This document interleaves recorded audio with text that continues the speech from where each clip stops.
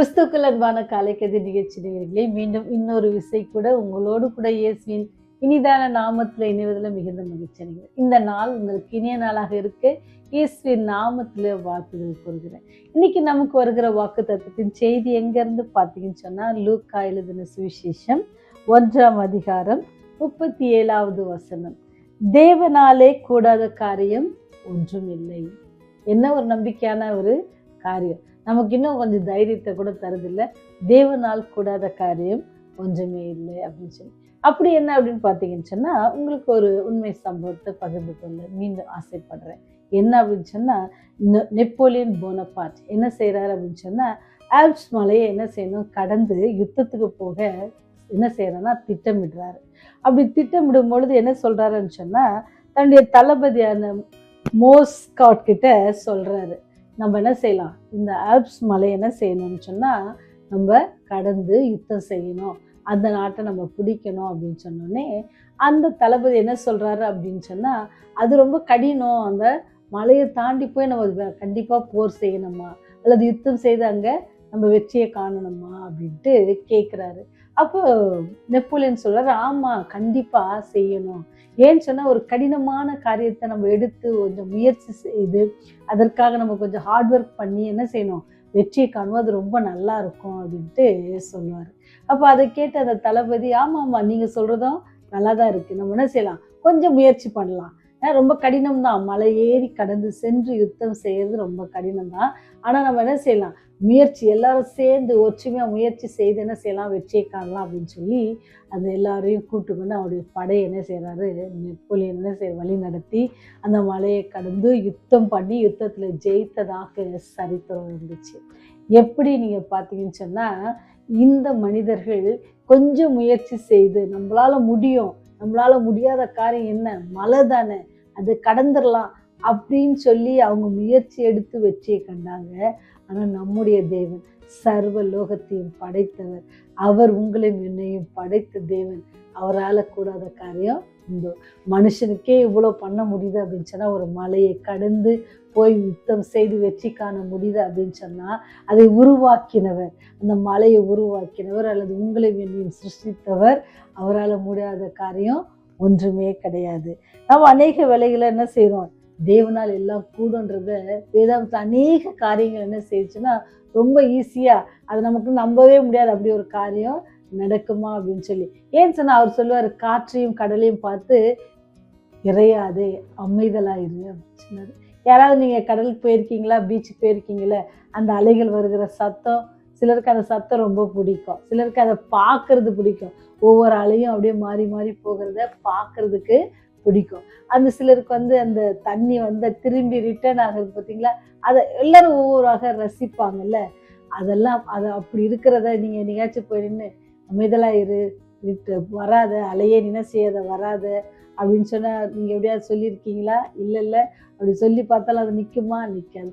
ஆனால் ஆண்டவர் சொன்ன உடனே அது என்ன செஞ்சுலாம், அவங்க பெரிய புயல், பெரிய காற்று, அவர் அமைதலாக இரு அப்படின்னு சொன்னாரா, அப்படியே அமைதலாயிடுச்சா. அவருடைய வார்த்தையில் அவ்வளோ வல்லமை. அவர் குஷ்டரோகிகளை என்ன செஞ்சார், சுஸ்தமாக்கினார். 5 அப்பங்களையும் 2 மீன்களையும் கொண்டு 5000 பேரை அவர் போஷித்தவர். 5000 பேரை போஷித்து மீதி அதிகமாக இருந்ததை பார்க்குறோம். அவ்வளவு வல்லமை உள்ள தேவன், அவரால் கூடாத காரியம் ஒன்றும் இல்லை. யாராவது 5 அப்பம் 2 மீனை வச்சு 5000 பேரை போஷிக்க முடியுமா? நம்ம ஒரு 100 பேருக்கு சாப்பாடு போடணும் கூட எத்தனை கிலோ அரிசி போடணும், போதுமா போதாதா? ஒருவேளை ஆண்கள் நிறைய பேர் நிறைய சாப்பிடுவாங்களா, அப்படி 1 கிலோக்கு 6 பேர் சாப்பிடுவோம், அப்படிலாம் ஒரு கணக்கு வச்சிருக்கிறோம்ல. ஆனால் இங்கே பாருங்க, ஆண்டவர் 5 அப்பம் 2 மீன் தான். அப்பேற்பட்ட ஒரு வல்லமை உள்ள அவர் கர்த்தர். அது மாத்திரம் அவங்க செய்யல, அவருடைய வார்த்தையினால் என்ன செஞ்சாங்க, நோய்களை அவர் குணமாக்கினாங்க. அவரால் முடியாத காரியம் ஒன்றுமே இல்லை. நீண்ட நாள் கர்ப்பமே தரிக்காத பிள்ளைகளுக்கு என்ன செஞ்சார் ஆண்டவர், கர்ப்பம் தரிக்க செய்தார். அவர் வல்லமை உள்ள தெய்வம்.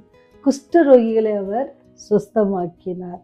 அது மாத்திரலாதபடிக்கு அவரை யாரெல்லாம் நம்பி அவருடைய பாதத்துல நின்னாங்களோ அவங்க எல்லாரும் என்ன செஞ்சார், அவங்க எல்லாருக்கும் சுகத்தை தந்தார். இத்தனை வல்லமை உள்ள தேவன் நமக்கு இருக்கிறபடியால் அவரை விசுவாசிக்கிற பிள்ளைகளுக்கும் என்னது, அவர் என்ன செய்வாராம், எல்லாம் கூடும், அவங்க என்னெல்லாம் கேட்குறாங்களோ அதெல்லாம் அவர் என்ன செய்வார், அவங்களுக்காக அவர் வாய்க்க செய்வார். ஒருவேளை கடந்த ஆண்டுல நமக்கு ஏற்பட்டிருக்கிற ஒருவேளை சில காரியங்கள், நீங்கள் நினைத்த காரியங்கள் நிறைவேறில்லாமல் இருக்கலாம். ஒருவேளை சோர்ந்து போயிருக்கலாம், நொந்து போயிருப்பீங்க, மன கஷ்டப்பட்டிருப்பீங்க, வேதனைப்பட்டிருப்பீங்க, நேசித்தவர்களை இழந்திருக்கக்கூடும். ஆனால் எல்லாவற்றின் மத்தியிலும் தேவன் நமக்கு கொடுக்குற வாக்கு தத்துவம் சொன்னால் தேவனால எல்லாம் கூட. ஒருவேளை அந்த காரியங்கள்லாம் முடியலன்னு சொன்னால் கூட இந்த வருடத்தில் அவர் என்ன செய்வார், அதை நமக்கு மாற்றி அமைத்து தருவார். ஒருவேளை வேலைக்காக காத்து கொண்டிருக்கலாம், உயர் பதவிக்காக காத்து கொண்டிருக்கலாம், அநேக காரியங்கள் தடைப்பட்டிருந்திருக்கலாம். ஆனால் இந்த வருடத்தில் அவரால் எல்லாம் கூட. அவர் வாயின் வார்த்தையினால என்ன செய்ய சகலத்தையும் சிருஷ்டித்தவர். அவரால் கூடாத காரியம் ஒன்றுமே இல்லை. அப்போ நம்ம காரியம் என்னன்னு சொன்னால், அவரை நோக்கி நம்ம ஜெபம் பண்ணும் பொழுது, அவரை நோக்கி நம்ம வேண்டிக் கொள்ளும் பொழுது, அவரை நோக்கி நம்ம கண்ணீர் வடிக்கும் பொழுது அவர் என்ன செய்வார், நம்முடைய கண்ணீர்களை துடைத்து நம்முடைய தேவைகளை சந்திக்க அவர் வல்லவராக இருக்கிறார். அவரால் கூடாத காரியம் ஒன்றுமில்லை. உங்களுக்கு என்ன காரியம்லாம் தேவைப்படுது, உங்களுக்கு என்ன காரியம்லாம் நிறைவேறணும், உங்களுடைய வாழ்க்கையில் என்ன காரியங்களை நீங்கள் சாதிக்கணும் அப்படின்னு நீங்கள் நினைக்கிறீங்களோ, இன்னைக்கு நீங்கள் முழங்கால் படிட்டு ஆண்டவர்கிட்ட உங்களுடைய காரியங்களை நீங்கள் சொல்லுங்கள். அவரால் கூடாத காரியம் ஒன்றுமில்லை. உங்கள் காரியங்கள்லாம் என்ன செய்வார், வாய்க்கு செய்ய அவர் வல்லவராக இருக்கிறார். அவரை விசுவாசிங்க, அவரை பற்றி கொள்ளுங்க. ஜெபம் செய்வோமா? சர்வலோகத்தை படைத்த வல்லமை உள்ள தேவனே, இந்த நாளிலும் கூட ஆண்டவரே உடைய பாதத்தை நோக்கி ஆண்டவரே கண்ணீரோடு வருத்தத்தோடு உடைய பாதத்தில் நிற்கிற பிள்ளைகளுக்காக வருகிறோம் சாமி. ஆண்டவரே, உங்களால் கூடாத காரியம் ஒன்றுமில்லை என்று விசுவாசத்தோடு அவருடைய தேவைகளெல்லாம் உடைய கரத்தில் ஒப்பு கொடுக்கும் பொழுது கர்த்தாவே தயவாய் இறங்கி அவளுக்கு நீர் கிருபையாய் இருந்து அவருடைய வாழ்க்கையிலே அவர்கள் வளம் பெற நீர் உதவி செய்ய வேண்டுமாய் கெஞ்சி மன்றாடுவார். கடந்த ஆண்டிலே அவர்கள் இழந்த எல்லா காரியத்தை அவர்கள் பெற்றுக்கொள்ள நீர் அவர்களுக்கு உதவி செய்யுங்க. அவருடைய மன பாரங்களை நீக்கி போடுங்க. அவருடைய தேவைகளை சந்தித்தல்லுங்க ஆண்டவரே. நீர் எல்லாவற்றையும் உண்டாக்கின சர்வ வல்லவர் சுவாமி. எங்களுடைய தேவைகளை எல்லாவற்றையும் ஏற்ற வேலையில ஏற்ற நாளிலே நீ எங்களுக்கு கிருபையாய் தந்து எங்களை ஆசீர்வதிக்க போகிறதற்காக நன்றி செலுத்துகிறோம். இந்த வேளையிலும் கூட ஆண்டவரே மருத்துவமனையில வியாதியா இருக்கிற பிள்ளைகளுக்காக செபிக்கிறோம். கேன்சர் வியாதியால கஷ்டப்படுகிற பிள்ளைகளுக்காக செபிக்கிறோம். அவர்களுக்காக கண்ணீரோடு இருக்கிற குடும்பத்தாருக்காக செபிக்கிறோம். தகப்பனே, நீரே அவர்களோடு கூட இருந்து ஆண்டவரே அப்படியே பலவீனத்திலிருந்து அவளுக்கு நீர் சுகம் தந்து ஆண்டவரே நல்ல செய்திகளை கேட்க நீங்க கிருபை செய்யுங்க சுவாமி. அது மாத்திராதபடிக்கு ஆண்டவரே இந்த புதிய வருடத்துல நாங்களும் எங்களுடைய கரத்துல ஒப்பு கொடுத்து ஒவ்வொரு நாளும் ஆண்டவரே உண்மை பின்பற்றுகிற பிள்ளைகளாக உடைய பாதையில் நடக்கிற பிள்ளைகளாக இருக்க எங்களுக்கு கிருபை செய்யுங்க.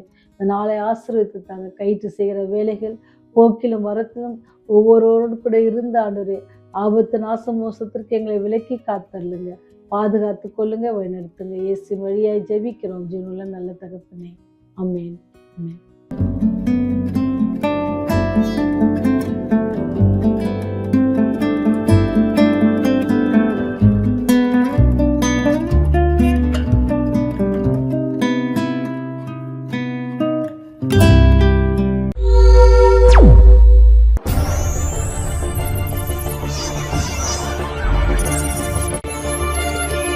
நீங்கள் பார்த்துக் கொண்டிருப்பது உங்கள் ரிவைவல் டிவி.